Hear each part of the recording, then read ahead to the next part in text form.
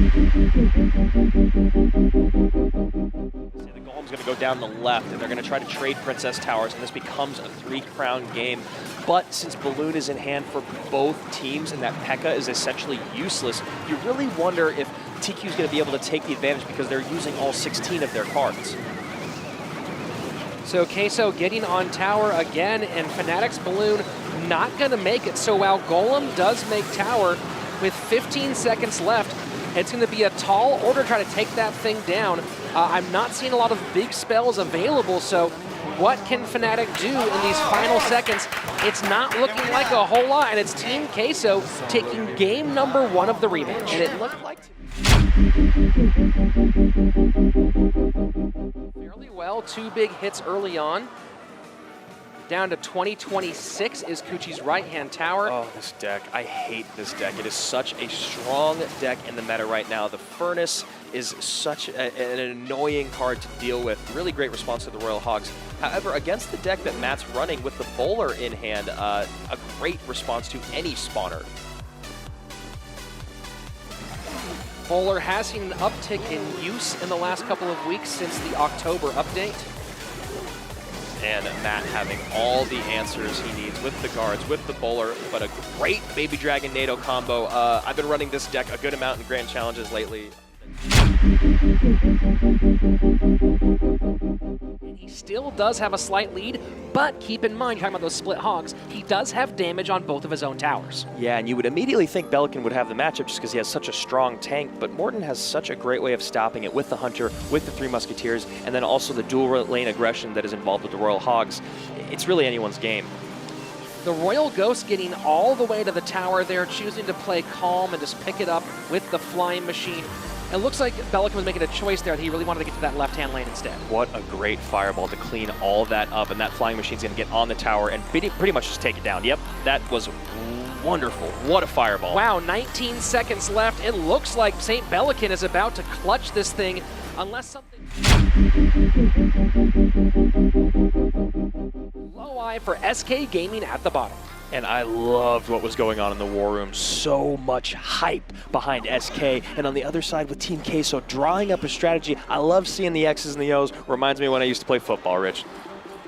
Kvalifar noting that this is very similar to their situation against Team Liquid, and we saw how that turned out on the back of that fantastic sweep by Matt01. Yeah, great Goblin Barrel right there, and a bit of an aggressive missed Tornado by Low-Eye. Yeah, the Goblin Barrel placed in that perfect spot. The Tornado not picking them up for the tower activation. So and another great use of the Magic Archer by Pepe. And this is a situation with 2 minutes left where you cannot get impatient. Just keep doing what you're doing. You've got enough time to get enough spells down to take care of that tower. Pepe really in an excellent position to succeed right now. And that Magic Archer getting a couple shots in. Pepe opting to let that Royal Ghost take a couple of swings and clean it up with the minions rather than trying to distract it or kite it away. What do you think about the decision, Andrew? I mean, what I think about this right now is this is the danger of playing against that deck is you get the P.E.K.K.A taking up front, you get the Battle Ram behind it, and no one is hitting the Battle Ram, and now we are basically at an even game, and Benny who's taking the lead. This is crazy, and now with a Fireball taking the Magic Archer out, and there's a lot of Elixir now available for Benihoo, so he has, in just a couple of moves, switched the script all the way upside down. And when you find yourself in a very near or a basic, I mean, this is essentially a mirror matchup despite the Electro Whiz and the Flying Machine being different. But what it is it's about preserving the health of your P.E.K.K.A and making her demand a huge response from your opponent, and then them being in an Elixir deficit and you taking advantage of that. So Pepe doing everything he can to hold on, but now it's looking like he is in significant danger. If he can get just one troop through, that will be, now down at Fireball range, that's going to be it. Execution, who can perfectly place down these troops. Watch them here. Look at the placement right there with that Valkyrie, with that Ice Wizard, not allowing a single hit through on the tower.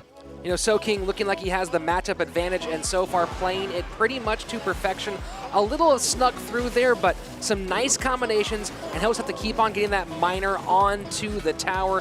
A little distraction there from the Zappies, but he will still get a nice chunk of damage here supported by those minions and the Ice Wiz. Beautiful push coming in now from Soking. That was exactly what he needed to do. Those minions doing work. Makes a misplay. Donkey Kong can afford to eat like a few hundred, maybe even several hundred damage, and then just drop a golem in the back with a massive elixir advantage. Playing against a deck like this, he could just be an easy W in that sense. Right now, an 8-point cycle, an 8 elixir cycle on the board for Benihou, so he can get those troops down very, very quickly. Will he be responding quickly enough, though, to take advantage as we move towards double elixir time where that golem will really shine? Yes, and this is exactly what I was just mentioning. He had to push hard in the right-hand lane. And you see, he did a great job. That mini Pika getting to the tower, that is a huge play, and now he can play in the left lane. Donkey Kong now is going to have to find, or is going to have a really hard time finding a position to play the golem in. And now we're seeing us that golem.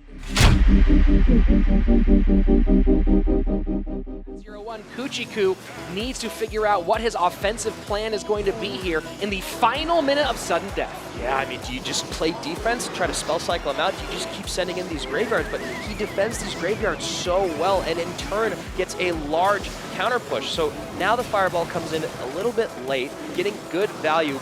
Oh, but those skeleton hits were absolutely huge. So now Matt01 needs to push. He knows that as soon as a fireball comes in, that's going to be good game. The Royal Giant gets one shot, a second shot, and that is it! Uchiku, the Barbarian, closes it out. Oh my gosh, that was so... Regulation, and it is St. Bellican again with a lead, although Matt has pressure in both lanes. Yeah, the Prince is such an interesting card right now. You see this great kite with the Fire Spirits, not quite going the way he wanted it to, but doing a good enough job for him. These bats, though, are going to be a big problem. And wow. That's going to be tower down Yes, on that left-hand side, Andrew. We are now moving into double elixir time, and Matt's going to have to pick up the pace here if he wants to. Surgical Goblin by about 2 elixir here, and that Goblin Hut looks like it might be a big part of how Soking wants to keep all that heavy stuff away from its tower. Yeah, I mean, the one thing about Soking's deck that we haven't talked a lot about is it does have great responses to that Sparky. You know, the Cannon Cart having basically 2 lives, the Goblin Hut soaking up a shot, you know, the Ice Golem coming in, and then also being able to pull it away with the NATO. A lot of good responses to a card that he probably wasn't expecting to see. So I guess the question now is, how does Surgical Goblin break through here and while not giving up a big graveyard spot? I mean, this is a big moment for Soking right here. This could be the moment that's deciding whether or not he's going to play for a draw or if he's going to try to take this W, and that is going to be it. That is going to be all that she wrote for Surgical. Soking huge in his bench.